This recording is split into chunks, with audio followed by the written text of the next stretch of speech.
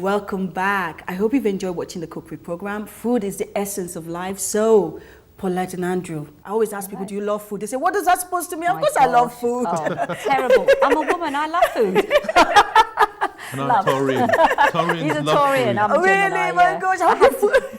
Do you actually have food in your events, or do you just, is it purely serious business focused events? No, you cannot have an event for black people without food. Exactly. No, we have Caribbean foods, yes. Oh, that is good. Hopefully that will sell it to you. Oh, there you go. Come, they will feed you and also give you contacts to lots of people as well, which is great. Andrew, sorry about it, because obviously we went in the break, then we had the cookery program.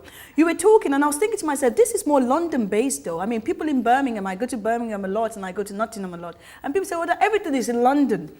Why London? Why are you going to take this elsewhere?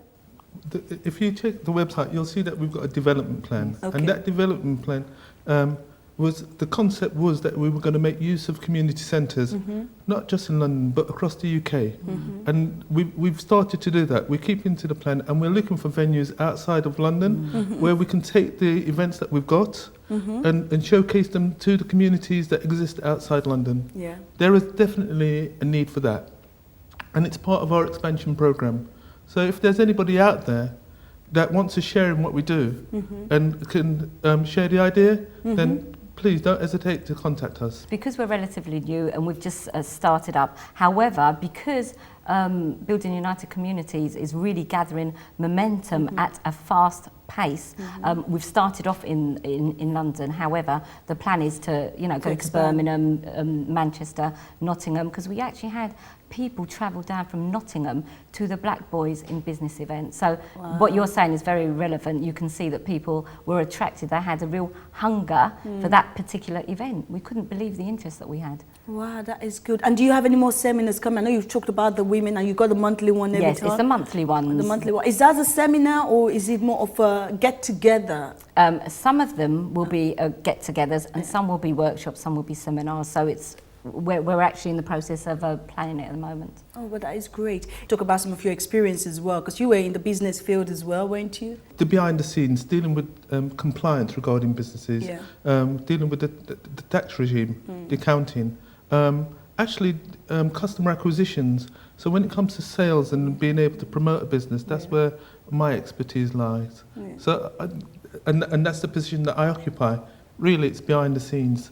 Developing and creating and pushing things along. That is good. And Paulette, I mean, I'm more of the face.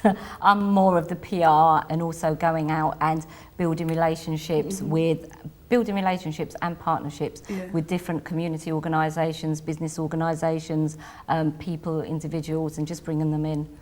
And that's what I've done over the last few years. So I'm sort of well known out there as the person to come to in terms of connecting. So. Well, that's good. I tell you, this is a lady to know. If you don't have a number, you should go and Google her, because she seemed to know everyone. I remember coming to you and saying to you, oh, Paulette, I'm struggling. And she goes, oh, don't worry, Rhoda. I know someone who can actually be great. So which is actually fantastic, really. And you're doing a great job, I must say. You are really doing a great job, because sometimes you sit down, you think to yourself, where are the role models out there? I mean, when I was growing up, I didn't have any role models here, because I mean, I was born in Lagos and I came when I was very young, and you don't have that role models. You always say to yourself, where's the... But so now I look at it and I think the kids now, they're just so lucky, because they've got you, Paulette, and they've got you, Andrew, because you're showing them, listen, you don't have to look at the past, because there's greater things to be achieved in the future. Well, what's really good as well is some of the speakers that we have at the Black Girls in Business have actually come from a place which wasn't good and had got involved in things like drugs, or some's actually ended up in prison. And what they've done, they've turned their lives around. So from that place to giving them what I would term unsung heroes and heroines, a platform where they can share their story to an audience, especially girls that might be in similar situations, and share that journey to say, look, I was here, this is where I was. However, this is where I am now. This has been my journey. So for me, that's really tapping into the inspirational part of, it doesn't matter where you are, but it does matter where you end up. Something that's very important, even though you give us credit for what it is that we've done, believe me, I think that there's a few thousand people that are capable of doing what we do. And when Paulette talks about some of the guests, Dwayne Alexander, she's been doing what she's been doing since most of us weren't even born. She's one of the guests at Black Girls in Business. Wow. She's a keynote speaker, and I don't think she'll mind me saying this. She's 60 years old, and she's the wife of Rudolph Walker, Patrick from EastEnders. Yeah. She's a keynote speaker. Her story is so phenomenal and inspirational. I was blown away when I saw her speak. She spoke on Ben TV previously, and I was there, and I thought I have to get her. Sophie Bailey, Barbara Campbell. These are just a few of the people. But what I love about what we do is that there are up and coming community champions, business leaders, and role models out there that would very much like to know that they can get some kind of support.